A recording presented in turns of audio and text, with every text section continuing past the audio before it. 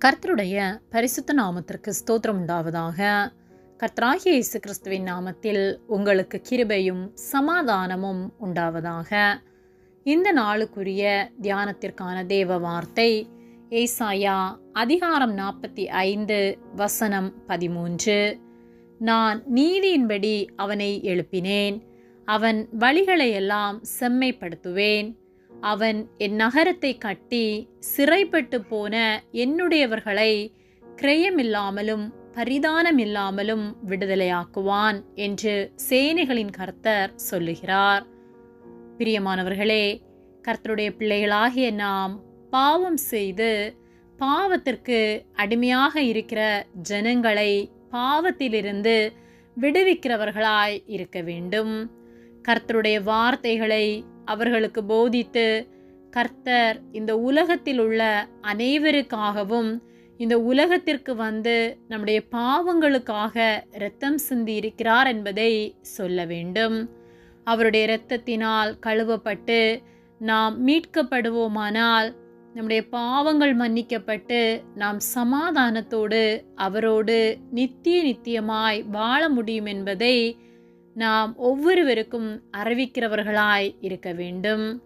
ஏசாயா 45:13 நான் நீதியின்படி அவனை எழுப்பினேன், அவன் வழிகளை செம்மைப்படுத்துவேன்.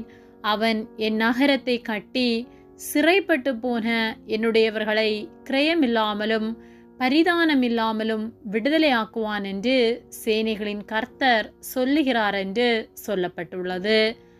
நாம் பாவத்திற்கு அடிமையாக இருந்தபோது கர்த்தர் அவருடைய நீதியின்படி, அவருடைய இரக்கத்தின்படி, அவருடைய கிருபையின்படி நம்மை தேடி வந்து நம்மை ரட்சித்தார்.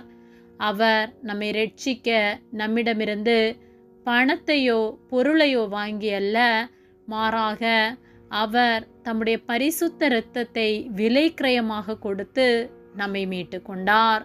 நம்முடைய வழிகளை எல்லாம் அவர் செம்மைப்படுத்தினார். அவரால் மீட்கப்பட்டவர்களாகிய நாம் சிறைப்பட்டு போன ஒவ்வொருவரையும் கிரயமில்லாமல் பரிதானமில்லாமல் விடுதலையாக்க வேண்டும். அதற்காகவே கர்த்தர் நம்மை மீட்டெடுத்துள்ளார்.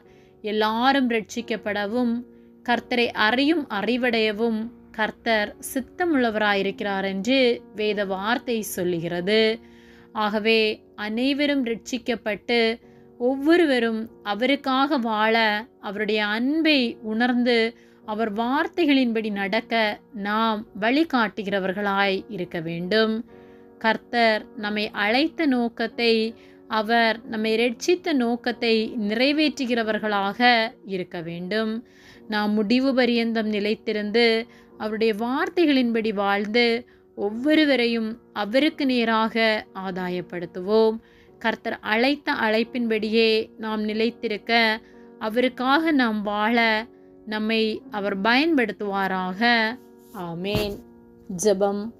எங்களை அதிகமாக நேசித்து வழிநடத்தி வருகிற எங்கள் அன்பின் பரிசுத்த பிதாவே, இந்த நாளையும் நாங்கள் காணும்படியாக நீர் எங்களுக்கு ஜீவனை தந்த உம்முடைய அன்பிற்காக நாங்கள் உமக்கு நன்றி செலுத்துகின்றோம். நாங்கள் தியானித்த வார்த்தையின்படியே பாவத்திற்கு அடிமையாயிருக்கிற ஒவ்வொருவரையும் கிரயமில்லாமல் பரிதானமில்லாமல் நாங்கள் உம்முடைய வார்த்தைகளை சொல்லி உமக்கு நேராக நடத்தத்தக்கதான கிருபைகளை நீர் எங்களுக்கு தரும்படியாய் ஜெபிக்கின்றோம். ஆத்ம ஆதாயம் செய்து உம்முடைய ராஜ்யத்தை கட்டுகிறவர்களாய் எங்களை நீர் மாற்றும்படியாய் ஜெபிக்கின்றோம். உதவி செய்கிற உம்முடைய அன்பிற்காக நாங்கள் உமக்கு நன்றி செலுத்துகின்றோம். எங்களை உம்முடைய கரத்திலே ஒப்பு கொடுக்கின்றோம். இயேசுவின் நாமத்தில் ஜெபிக்கின்றோம் ஜீவனுள்ள நல்ல பிதாவே. ஆமேன். கர்த்தர் உங்களை ஆசீர்வதிப்பாராக.